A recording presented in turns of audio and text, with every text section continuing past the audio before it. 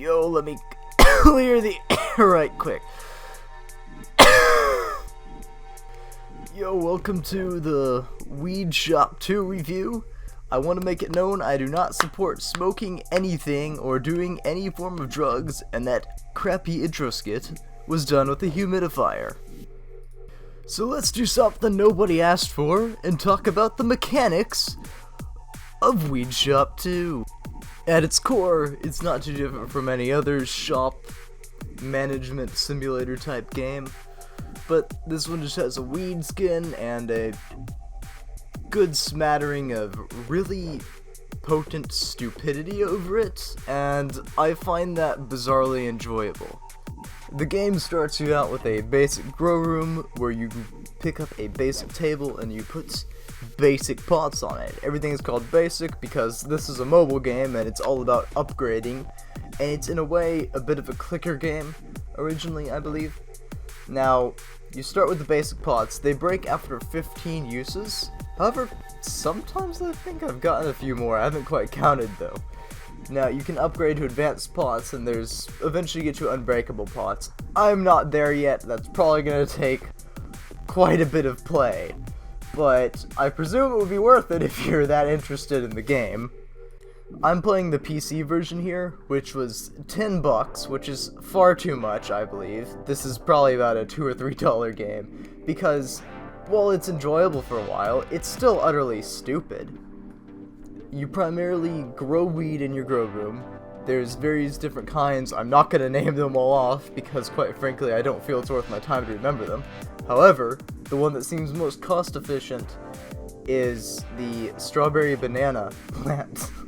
It grows 9 grams, I think? I'm sorry, I'm not up on my drug terminology because I'm not about that life.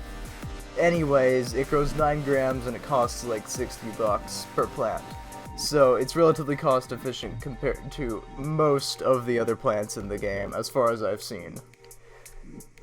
The other thing is you have to manage the front of your store. Eventually you get to a high enough level to where you can buy a close sign and close off the store. You can buy a better sign, bring in more customers, various upgrades to the counter that increase the amount of XP you gain, and the more levels you get, the more stuff you can buy and the better stuff you can buy. There is also this one dude who waddles around and he'll come into your store and start stealing your weed, and you kind of have to just buy a stick and start whacking him with it.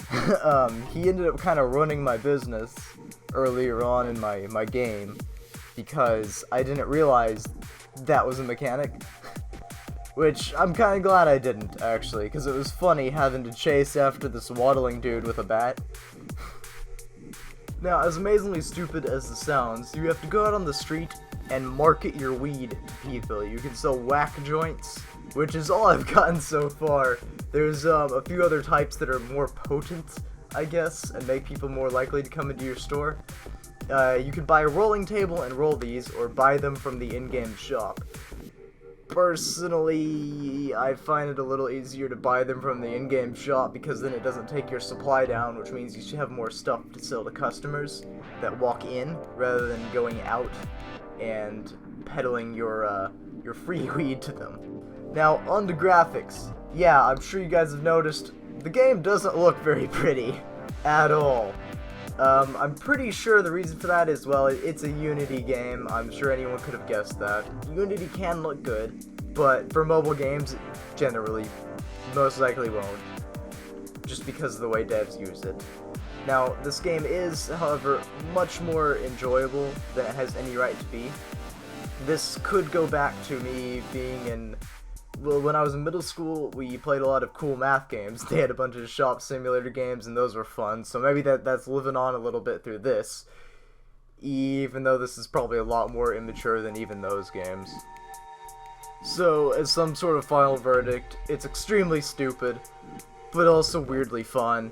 I don't recommend it for $10, but if you ever see it pop up for like $1, or maybe even $2, it's a good few hours, and it's a really good time waster. So, while it's not necessarily a good game, it is bizarrely enjoyable and kind of fun.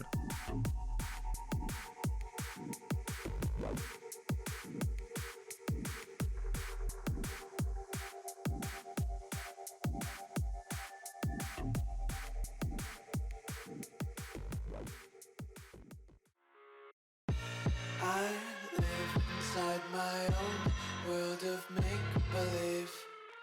Kids screaming in the cradles.